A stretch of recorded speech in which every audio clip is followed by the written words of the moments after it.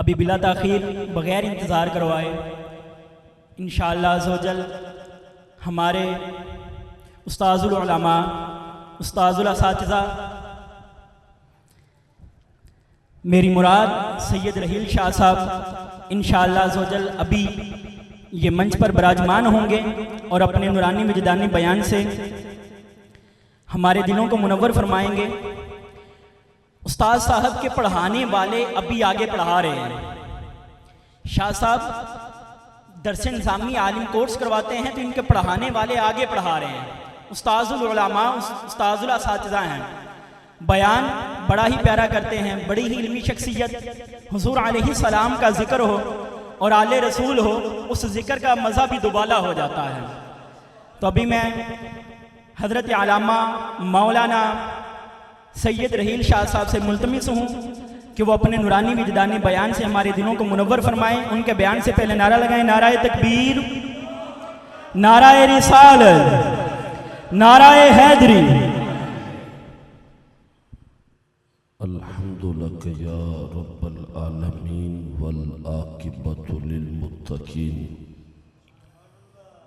والصلاة والسلام علی خاتم الانبیاء والمرسلین، اما بعد فاعوذ باللہ من الشیطان الرجیم، بسم اللہ الرحمن الرحیم۔ قال اللہ تعالی و تبارک فی الکلام المجید والضحی واللیل اذا سجا۔ آمنت باللہ صدق اللہ العظیم و بلغنا رسولہ النبی الکریم الامین۔ قال اللہ تعالی و تبارک فی شان حبیبہ مخبرا و آمرا، ان اللہ و ملائکتہ یصلون علی النبی یا ایہا الذین آمنوا صلوا علیہ وسلموا تسلیما۔ درود پاک پڑھیے، الصلاۃ والسلام۔ بالکل سادہ کر دیں، اس کی کو ساری بند کر دیں۔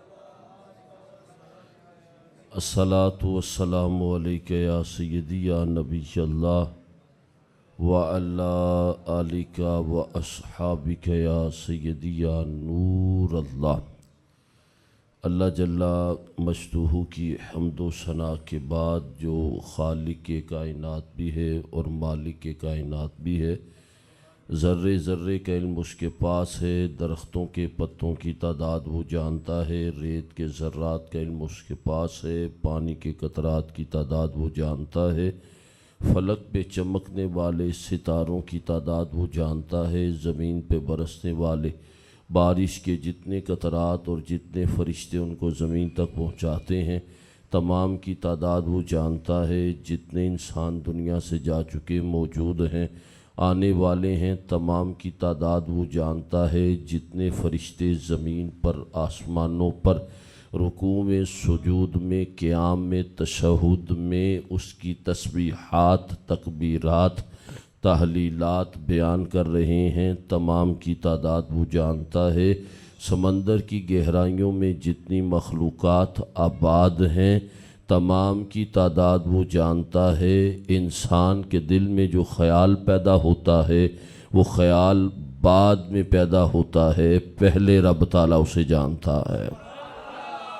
بے پناہ درود اور بے پناہ سلام، بے حد محبتوں، عقیدتوں، الفتوں کے گجرے نچھاور ہوں حضور نبی رحمت، شفیع امت، رسول اکرم، نبی محترم، اللہ کے پیارے، امت کے سہارے، رب کے محبوب، دانہ غیوب، منزہ عن العیوب، شافع روز جزا، دافع جملہ بلا، شفیع مجرمہ، شہنشاہ حسینہ، تتیمہ دورہ، ماہ خوباں، جانے کائنات، جانے جہانے کائنات، اصل کائنات، حقیقت کائنات، نور کائنات، مرکز کائنات، محور کائنات، ماحاصل کائنات، عزت کائنات، رفعت کائنات، طلعت کائنات، شان کائنات، جان کائنات، آنے کائنات، کمال کائنات، باعث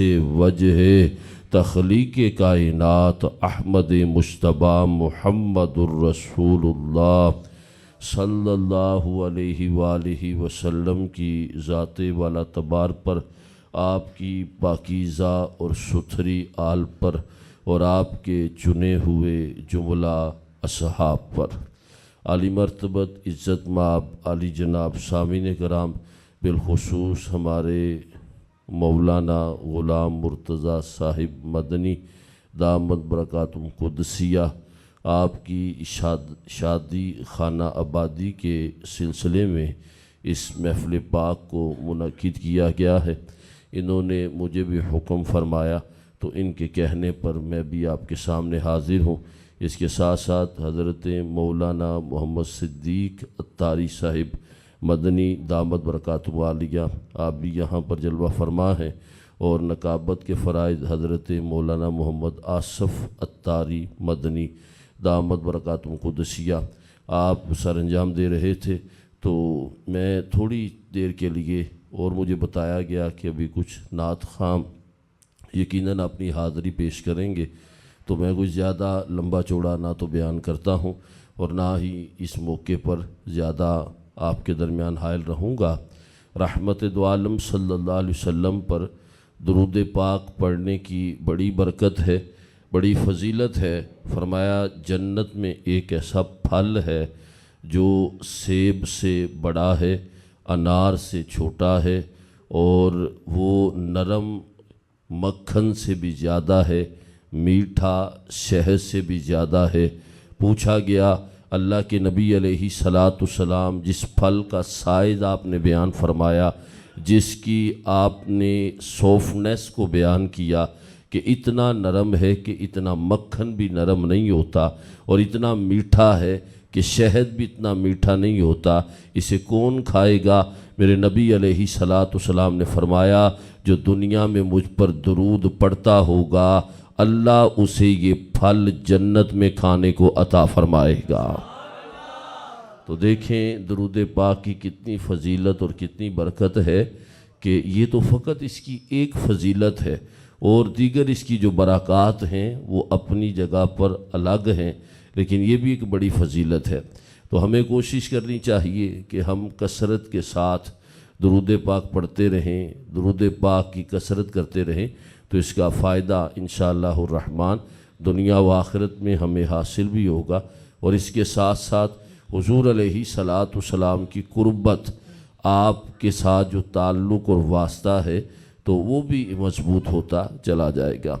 मैंने जो कुरान पाक की सूरह वद्दुहा से उसकी 2 आयतें पढ़ी हैं, वद्दुहा वल्लैलि इज़ा सजा, इसकी तफासीर उलमा ने कई इसकी तफासीर बयान की हैं। हज़रत सय्यदना इमाम जाफ़र सादिक रज़ियल्लाहु ताला अन्हु इसकी एक तफसीर बयान फरमाते हैं। फरमाया वद्दुहा से मुराद वो दिन है जिस दिन रहमत दो आलम सल्लल्लाहु अलैहि वसल्लम इस दुनिया में तशरीफ़ लाए। वल्लैल इज़ा सजा से मुराद वो रात है कि जब हुज़ूर अलैहि सलातु सलाम ने इस दुनिया से पर्दा फरमाया। फरमाया रब हबीब के आने की भी कसम याद फरमा रहा है, जाने की भी कसम याद फरमा रहा है। यानी जिस दिन हुज़ूर अलैहि सलातु सलाम दुनिया में जलवा फराज हुए, तो उस दिन की कसम भी अल्लाह ताला ने याद फरमाई। जब आपने दुनिया से पर्दा फरमाया तो उस वक़्त भी रब ताला ने आपके जाने की कसम याद फरमाई। फिर इसकी एक तफसीर ये भी बयान की जाती है कि वद्दुहा से मुराद रहमत दो आलम सल्लल्लाहु अलैहि वसल्लम का वो इल्म है कि जिसका इहाता करना मुमकिन नहीं है, और वल्लैलि इज़ा सजा से मुराद वो इल्म है कि जो रहमत दो आलम सल्लल्लाहु अलैहि वसल्लम को अल्लाह ताला ने अता फरमाया, लेकिन वो आपको उम्मत पर ज़ाहिर करने के बारे में हुक्म नहीं दिया गया था, तो लिहाजा इस वजह से ज़ाहिर नहीं फरमाया। मेरे नबी अलैहि सलातु सलाम को अल्लाह ने इतना इल्म अता फरमाया कि आपकी बारगाह में अगर कोई बंदा आए, वो सवाल अभी करता नहीं, मुस्तफ़ा सवाल भी बता देते हैं, उसका जवाब भी इरशाद फरमा देते हैं। एक सहाबी रसूल रहमत दो आलम सल्लल्लाहु अलैहि वसल्लम की बारगाह में आए, वो पीछे बैठ गए, تو حضور علیہ الصلوۃ والسلام نے فرمایا قریب آ جاؤ. وہ قریب ہوئے. حضور نے فرمایا اور قریب آ جاؤ. وہ اور قریب ہوئے. حضور علیہ الصلوۃ والسلام فرماتے ہیں اور قریب آ جاؤ. وہ صحابی رسول کہتے ہیں میں اتنا قریب ہو گیا کہ میرے جو گھٹنے تھے یہ رحمت دو عالم صلی اللہ علیہ وسلم کے مبارک گھٹنوں کے ساتھ لگنے لگے.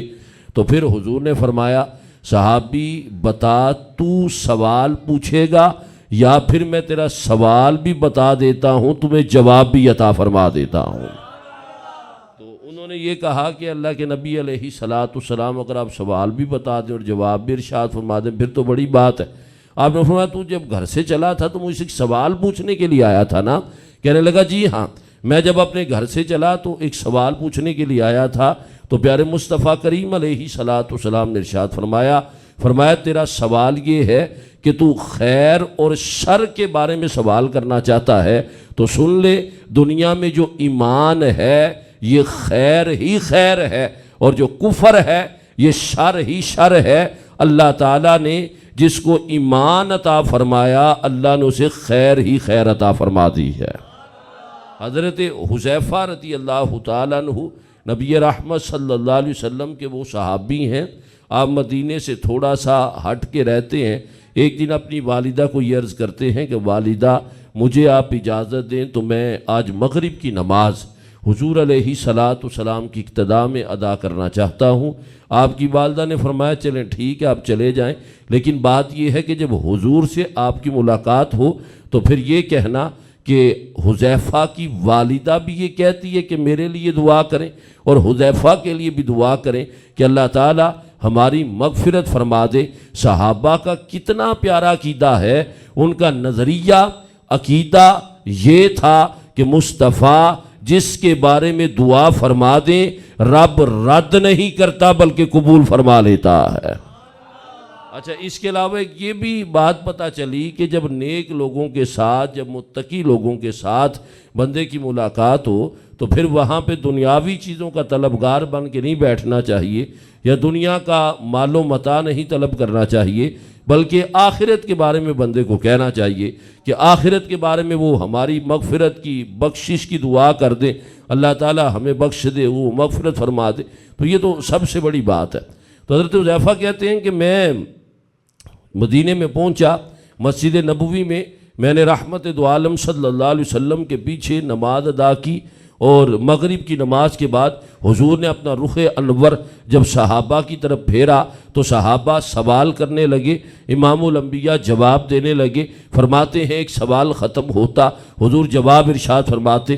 دوسرا سوال ہوتا فرماتے ہیں یہاں تک کہ مغرب سے لے کے عشاء کا وقت ہو گیا. عشاء کی جماعت کھڑی ہو گئی. میں نے حضور علیہ الصلوۃ والسلام کے پیچھے عشاء کی نماز بھی ادا کی. میں نے کہا شاید اب ملاقات نہیں ہو سکتی اب ویسے ہی جانا پڑے گا. حضرت حذیفہ یہ کہتے ہیں کہ رحمت دو عالم صلی اللہ علیہ وسلم نے جب نماز پڑھا لی تو آپ اپنے کاشانہ اقدس کی طرف چلنے لگے. حضرت حذیفہ کہتے ہیں میں بھی پیچھے تھا رحمت دو عالم صلی اللہ علیہ وسلم کے پیچھے چل رہا تھا. میں نے کہا حذیفہ تیری قسمت پہ مجھے ناز آتا ہے تیرے مقدر پہ مجھے رشک آتا ہے کہ تیرے جسم کو وہ ہوا چھو رہی ہے جس ہوا نے مصطفیٰ کے جسم کے بوسے لیے ہوئے ہیں. حضرت حذیفہ کہتے ہیں میں پیچھے چلتا جا رہا تھا. رحمت دو عالم صلی اللہ علیہ وسلم آگے تھے.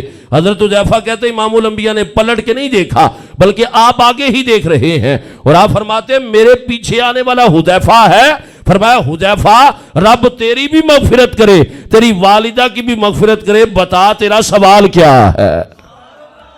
حضرت حذیفہ کہتے ہیں میں نے عرض کی اللہ کے نبی علیہ الصلوۃ والسلام سوال تو میں نے بھی بتایا ہی نہیں آپ نے اس سے پہلے جواب بھی ارشاد فرما دیا ہے. تو یہ اللہ تعالیٰ نے اس قدر اعلیٰ علم ہمارے نبی علیہ الصلوۃ والسلام کو عطا فرمایا اور صحابہ اس بات کے حریص تھے کہ ہم حضور علیہ الصلوۃ والسلام کے پاس جائیں اور حضور علیہ صلاۃ والسلام ہمارے لیے دعا کریں۔ ان کا یہ عقیدہ تھا حضور جو بھی دعا کرتے رب قبول فرما لیتا ہے۔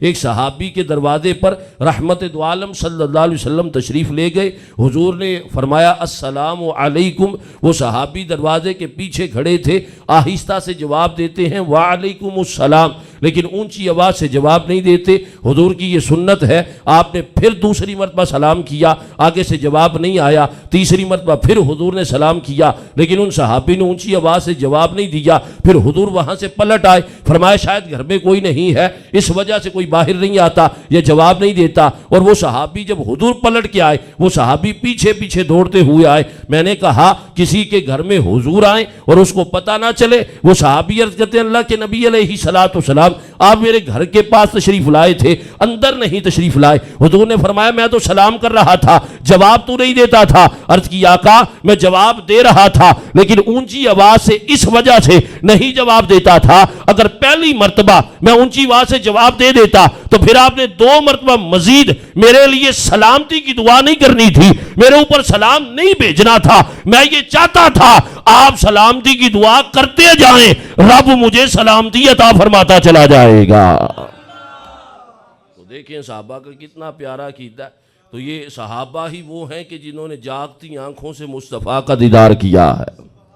تو پھر جو نبی کے صحابہ ہیں ان کا بھی بندے کو باادب رہنا چاہیے، اور جو حضور علیہ صلاۃ والسلام کے اہل بیت اطہار ہیں ان کا بھی بندے کو باادب رہنا چاہیے۔ بحمدہ تعالیٰ سنیوں کا ایسا پیارا عقیدہ ہے، ہمارے سامنے صحابہ کا ذکر کیا جائے ہمیں پھر بھی خوشی ہوتی ہے، اہل بیت کا ذکر کیا جائے رب پھر بھی خوشی عطا فرما دیتا ہے۔ تو ایک اس کا اور معنی والضحیٰ واللیل اذا سجا، ایک تیسرا معنی علماء نے یہ کیا کہ رحمت دو عالم صلی اللہ علیہ وسلم کے چہرے کی رب نے قسم یاد فرمائی ہے۔ حضور علیہ صلاۃ والسلام کا چہرہ کیسا ہے کہ جو دیکھتا ہے وہ دیکھتا ہی رہ جاتا ہے، اور جس نے نہیں دیکھا وہ دیکھنے کے لیے تڑپتا ہے۔ دنیا میں کسی کے اتنے چاہنے والے نہیں ہوں گے، اور اتنا وقت گزر جانے کے بعد بھی اگر کسی کے اتنے چاہنے والے ہیں تو دنیا میں اور کوئی شخصیت ایسی نہیں ہے جیسا مقام اور مرتبہ رب کعبہ نے ہمارے نبی کو عطا فرما دیا ہے۔ حضرت موسیٰ علیہ صلاۃ والسلام کا معجزہ یہ تھا جو آپ کو دیکھتا آپ پر فدا ہو جاتا۔ سیدہ آسیہ نے دیکھا تو انہوں نے فرعون سے کہا کہ اس بچے کو قتل نہ کرنا، مجھے اس سے محبت ہو گئی ہے۔ حضرت یوسف علیہ صلاۃ والسلام کا معجزہ یہ تھا جو آپ کو دیکھتا آپ پر فدا ہو جاتا۔ زلیخا نے جب جناب یوسف کو دیکھا تو کہا مجھے مصر کی کوئی زلیخا نہ کہے، میں یوسف کی زلیخا ہوں۔ میں نے کہا جناب یوسف کو جو دیکھے وہ آپ پر فدا ہو جائے، جناب موسیٰ کو جو دیکھے وہ آپ پر فدا ہو جائے۔ میرے نبی کا معجزہ یہ ہے جو آپ کو دیکھتا ہے وہ تو دیکھتا ہی رہ جاتا ہے، جو نہیں دیکھتا وہ بھی مصطفیٰ کے قدموں پہ اپنی جان کو قربان کر دیتا ہے۔ ایک میں ہی نہیں ان پر قربان زمانہ ہے، کہیں سبحان اللہ۔ ایک میں ہی نہیں ان پر قربان زمانہ ہے، جو رب دو عالم کا محبوب یگانہ ہے۔ کل پل سے ہمیں جس نے خود پار لگانا ہے، زہرا کا وہ بابا ہے، حسنین کا نانا ہے۔ اور آؤ در زہرا پر پھیلائے ہوئے دامن، اور آؤ در زہرا پر پھیلائے ہوئے دامن، ہے نسل کریموں کی لجپال گھرانہ ہے۔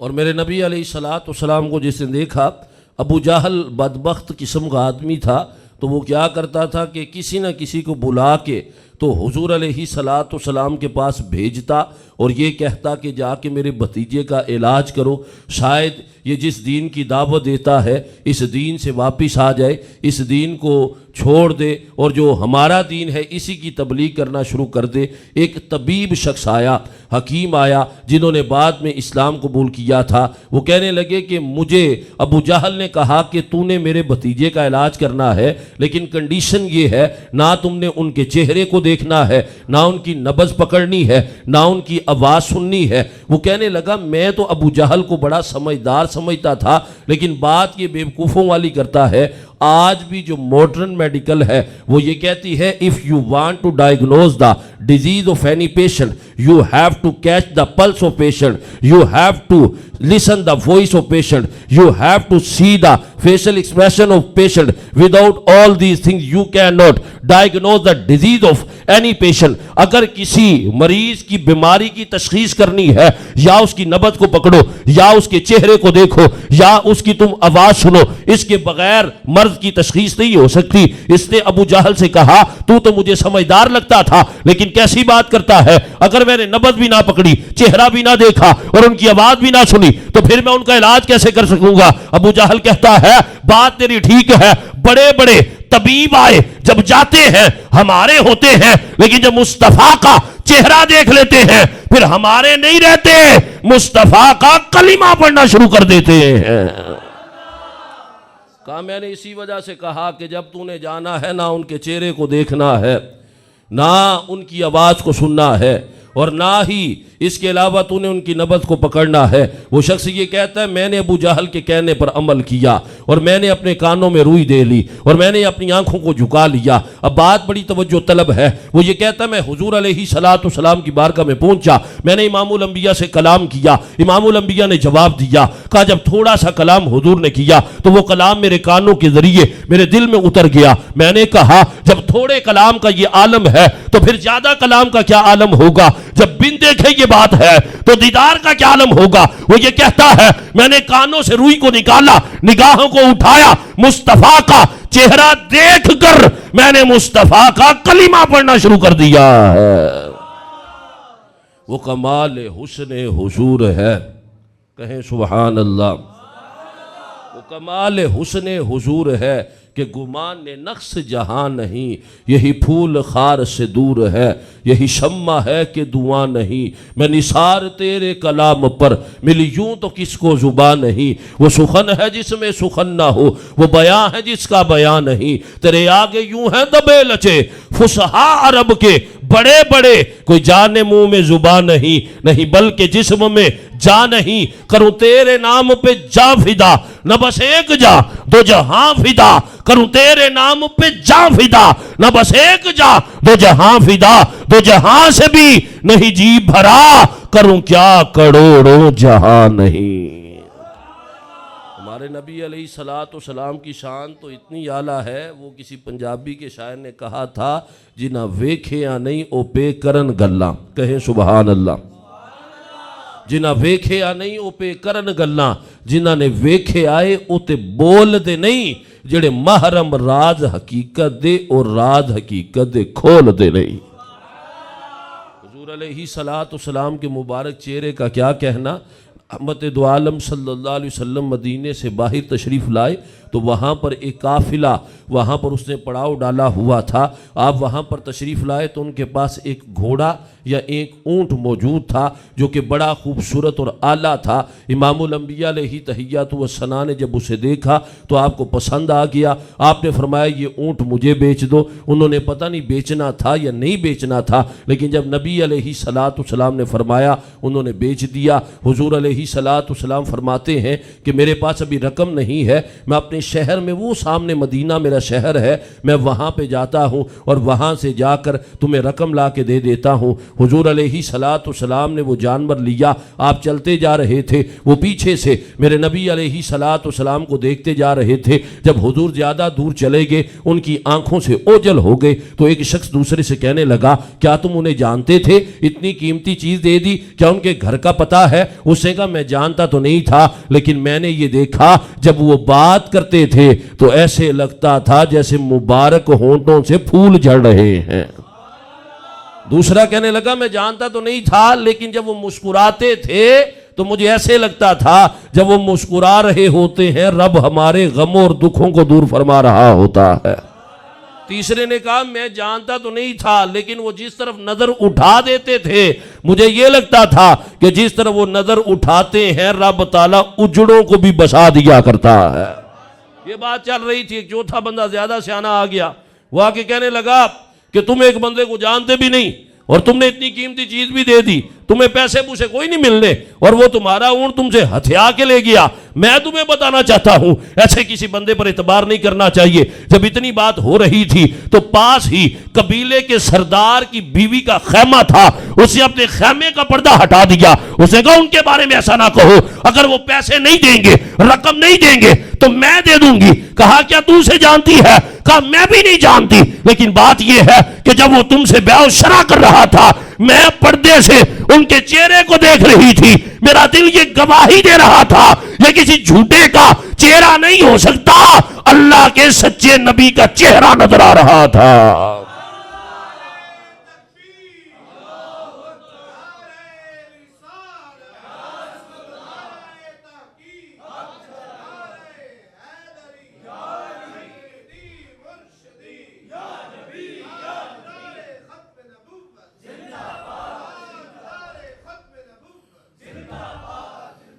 پھر وہ کہتی ہے فقط یہ نہیں، میں نے ان کے چہرے کو بھی دیکھا، ان کا چہرہ جب دیکھا تو میرا دل یہ گواہی دیتا تھا کہ وہ سچے نبی ہے، جھوٹا بندہ ایسا چہرے والا ہو ہی نہیں سکتا۔ اس نے کہا پھر میں نے یہ بھی دیکھا جہاں جہاں پر وہ جا رہے تھے آسمانوں پر ایک بادل کا ٹکڑا تھا، جہاں پہ چل کے وہ جاتے تھے وہ ٹکڑا بھی ان کے ساتھ ساتھ چلتا تھا، لوگوں پہ دھوپ ہوتی تھی لیکن رب تعالیٰ ان پہ بادل سے سایہ فرماتا چلا جا رہا تھا۔ وہ ایک شاعر بڑی پیاری نبی رحمت صلی اللہ علیہ وسلم کی وہ آپ کے اوصاف بیان کرتا ہے، کہتا ہے ان کا نام لبوں پہ جب آ جائے، سارے ایک مرتبہ کہیں سبحان اللہ، جس نے ابھی تک نہیں کہا وہ بھی کہے سبحان اللہ۔ ان کا نام لبوں پہ جب آ جائے میٹھا میٹھا منہ ہو جائے، ان کے بول بہاروں جیسے اور اصحاب ستاروں جیسے، ان کے جیسا اور نہ کوئی، ان سے بچھڑ کے لکڑی روئی، جب وہ سیر کو جایا کرتے بادل ان پہ سایہ کرتے۔ ہمارے نبی علیہ السلام کی کیا شان، اللہ اکبر۔ حضرت انس بن مالک رضی اللہ تعالیٰ عنہ، آپ وہ صحابی ہیں کہ آپ کی والدہ ہیں ام سلیم، وہ بھی حضور کی صحابیہ ہیں، آپ کے ستیلے والد ہیں ابو طلحہ، وہ بھی صحابی ہیں، اور آپ کے چچا بھی صحابی ہیں، آپ کے بھائی بھی صحابی ہیں۔ آپ جس گھر میں پیدا ہوئے اتنے مقدروں والے ہیں کہ صبح بھی آپ کے گھر ذکر مصطفیٰ ہوتا ہے، دن کو بھی آپ کے گھر ذکر مصطفیٰ ہوتا ہے، شام کو بھی آپ کے گھر ذکر مصطفیٰ ہوتا ہے۔ سنی لہجے میں کہوں تو یہ کہنا پڑتا ہے انس بن مالک کا وہ گھر ہے جہاں پر صبح بھی میلاد مصطفیٰ ہوتا ہے، شام کو بھی میلاد مصطفیٰ ہوتا ہے۔ حضرت انس بن مالک نے بچپن سے جب کسی کے بارے میں سنا ہونا تو پھر وہ اس کی اہمیت اور اس کی جو امپورٹنس ہوتی ہے وہ ذہن میں اور زیادہ ہوتی ہے۔ حضرت انس کہتے ہیں میں تھوڑا سا بڑا ہو گیا تو مجھے میری والدہ لے کر رحمت دو عالم صلی اللہ علیہ وسلم کی بارگاہ میں چلی گئی اور عرض کی آقا اسے آپ اپنے پاس رکھے، اس سے آپ کوئی کام وام کروانا ہو تو کروا لیا کریں۔ حضرت انس وہ مقدروں والے صحابی ہیں، یقین جانیے میں جب یہ بات پڑھتا ہوں تو میرے دل میں اتنا سکون ملتا ہے۔ حضرت انس وہ صحابی ہیں جنہیں امام الانبیاء اپنا بیٹا کہہ کر پکارا کرتے تھے۔ حضور نے کئی مرتبہ فرمایا یا بنیا، اے میرے بیٹے۔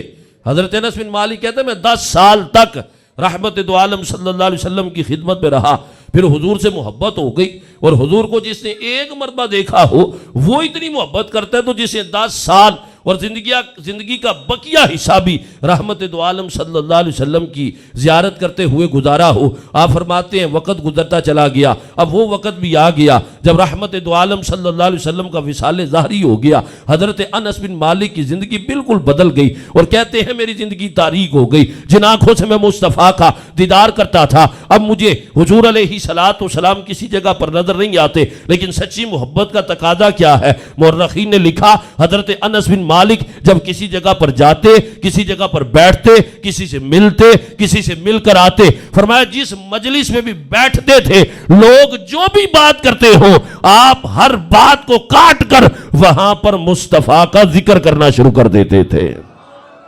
आपका वजीफा ये था कि हुजूर अलैहिस्सलातु वस्सलाम का जिक्र आप करते रहते, और बाद औक़ात फिर जब हुजूर का जिक्र करते तो वो फरते मोहब्बत में और जो शौक़ था वो इतना बढ़ता, यहाँ तक कि हज़रत अनस बिन मालिक की आंखों से आंसू जारी हो जाते और आप अपने ऊपर काबू ना रख पाते। आप उठ के घर की तरफ जाते और घर में जाके हज़रत अनस बिन मालिक रज़ी अल्लाह तआला अन्हु आप हुजूर अलैहिस्सलातु वस्सलाम की जो तबर्रुकात थे आप उनको सीने से लगाते और फिर वहाँ पर एक बात हुजूर अलैहिस्सलातु वस्सलाम की शान आप बयान किया करते थे। आप ये कहते थे मैंने बड़े बड़े रेशम देखे हैं लेकिन नबी रहमत सल्लल्लाहु अलैहि वसल्लम के हाथ से ज़्यादा नरम किसी रेशम को भी नहीं देखा।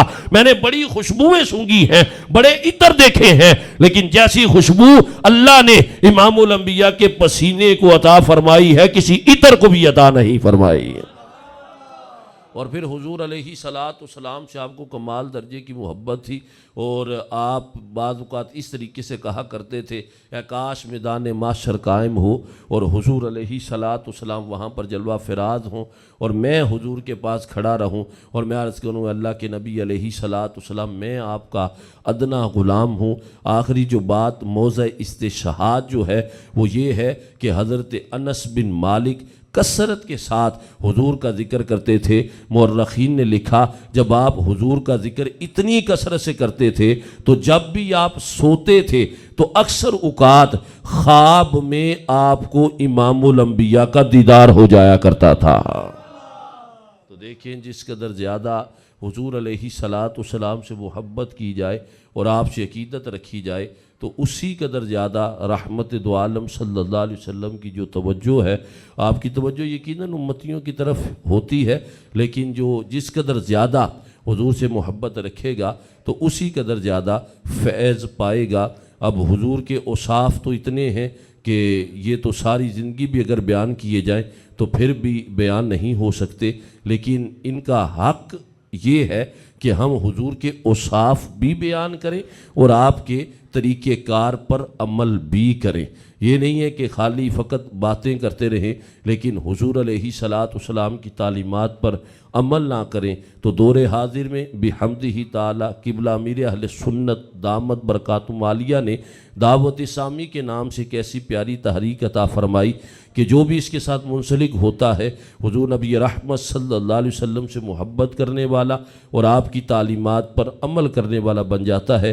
बिहम्दिही ताला ये महफ़िल भी इसी सिलसिले की एक कड़ी है। लोग शादी के मौके पर पता नहीं कितने ऐसे काम करते हैं जो कि शरीयत के ख़िलाफ़ होते हैं, लेकिन बिहम्दिही ताला अल्लाह ताला के फ़ज़ल और करम से और क़िबला अमीर अहले सुन्नत दामत बरकातुहु आलिया ने जो दावत इस्लामी दी है उसके साथ मुंसलिक होने की ये बरकत है कि हमारे मौलाना ग़ुलाम मुर्तज़ा साहिब अपनी शादी खाना आबादी के मौके पर इन्होंने महफ़िल पाक इनेकाद किया है।